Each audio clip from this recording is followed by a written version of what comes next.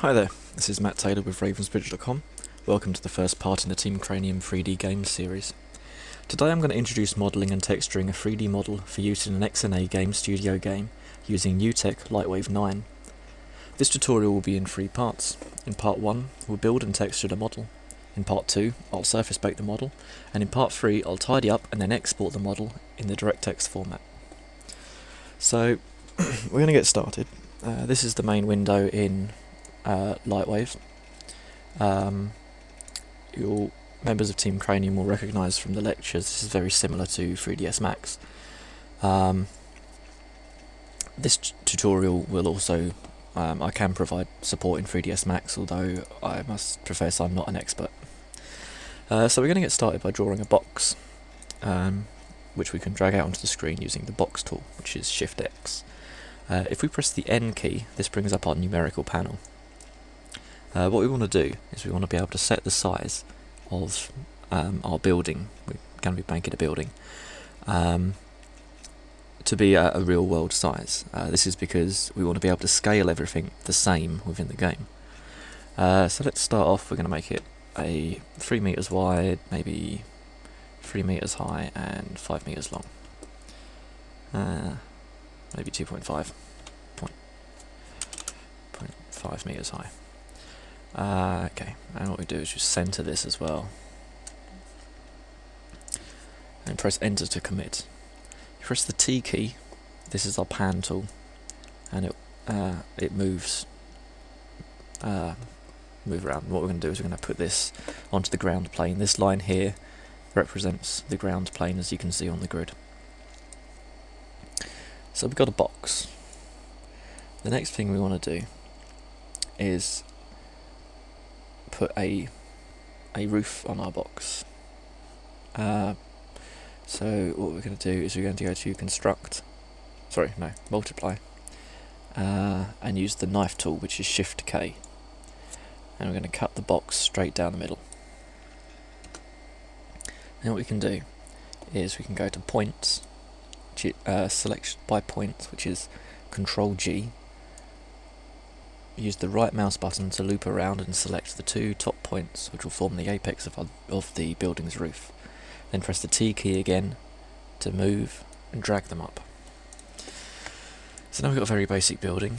It has an apex roof and sides. What we need to do is we need to split this building, we need to triangulate our polygons. The reason for doing this is the DirectX format and pretty much all graphics cards can only handle models that have, or meshes that have, triangle polygons. So you can see here we've got we have all 4-point polygons at the moment, which isn't going to draw very well. What we can do is we want to reduce the number of polygons first.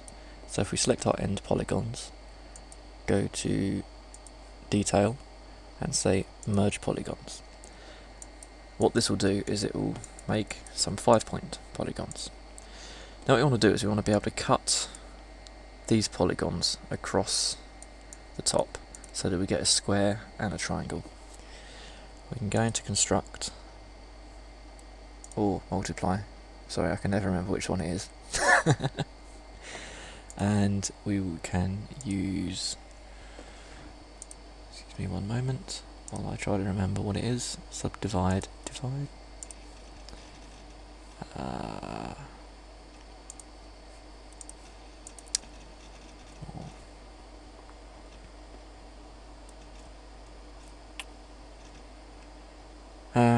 Excuse me, I have forgotten what the tool is called.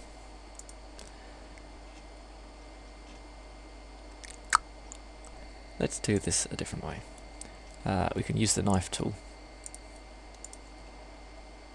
Go from point to point, press enter. And if we select those, we can see here we've still got 2 points selected, so we've not added any extra points in. The reason I don't usually do it that way is because if we miss these points, we end up adding extra points, and this would then be a 5 or 6 sided polygon, which we don't want. What we can also do is you can see we've got 2 points here, which were left over from our knife.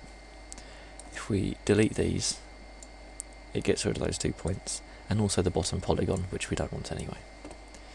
The last thing we can do is then select our 4-point polygons here, and we can press Shift T, which will triangulate. So now we've got a model that's made up entirely out of triangles. The next thing we want to do is texture this model. We need to divide it into surfaces, so let's select just the bits we want to be walls, and we press the Q key, which changes the surface, and we'll call this surface walls, and change the colour so we know what it is. And then we can select the polygons that will make the roof, Q again, call this surface roof, and change the colour. Okay, finally we're going to go to the surface editor, which is F5, and we can start adding in some textures. So this is quite a complex tool, and all we're going to do at the moment is use the colour channel. We press T on here, so we'll open up the texture editor. We already have an image based texture open, and you can see here that I have loaded in 2 images. If we go to load image, go back to our tutorials, in resources, in textures, these are just textures I've downloaded off the internet, and you can see these are the 2 end, this is the textures we're going to develop eventually. This happens during surface baking. For the walls we just want to use cracked concrete, so I'll open that. As you can see, it's quite a small texture, so we need to make it about 3 by 3 by 3. And we need to move the position down so that the bottom of the texture is at the bottom of the model. If I just minimise my windows here, you can see here that we've got the texture is currently resting on the Z axis, going along this way. What's happening here is we've got the texture on the end displaying properly, but it's stretched 1 pixel thick down the side. If we open back up the surface in the texture editor, what we need to do is we need to change this from projection from planar to cubic.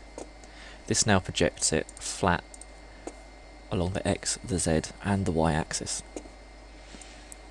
The next thing we need to do is just, we can then create our roof texture. Now, use this text. Sorry, I missed a bit. Sorry, I've got a bit of a frog in my throat today.